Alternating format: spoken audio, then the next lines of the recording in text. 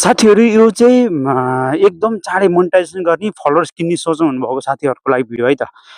मैले पनि यस्तै तपाईँहरूलाई जस्तै फलोवर्स किनेर चाँडै नै मोनेटाइजेसन गर्ने सोखमा मैले पनि 3,3500 मेरो फलोवर्स हुँदाखेरि फलोवर्स किनेर 10,400 बनाएको थिएँ। 10,400 बनाएपछि एकदम खुसी भएँ, आमामामा अब त मेरो मोनेटाइजेसन भयो, सबै कुरो भयो, पैसा मालामाल हुन्छ होला भनेर। तर यहाँ गाह्रो के भयो थाहा छ तपाईँलाई?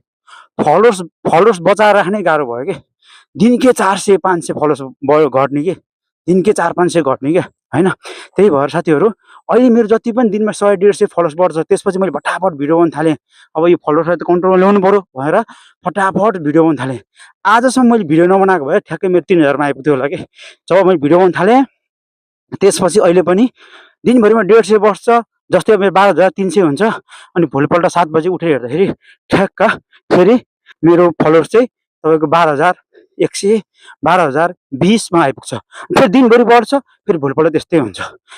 फलोवर्स कन्ट्रोल गर्ने गाह्रो के साथीहरू। त्यही भएर कहिले पनि यो सपना नदेख्नु है साथीहरू। फलोवर्स किनेर चाहिँ म के अरे फलोवर्स देखाउँछु अरूलाई अनि भिडियो भाइरल गर्छु भनेर नसोच्नु। जब तपाईँले फलोवर्स किन्नुहुन्छ नि तपाईँको आइडी ड्यामेज हुन्छ, ड्यामेज साथीहरू।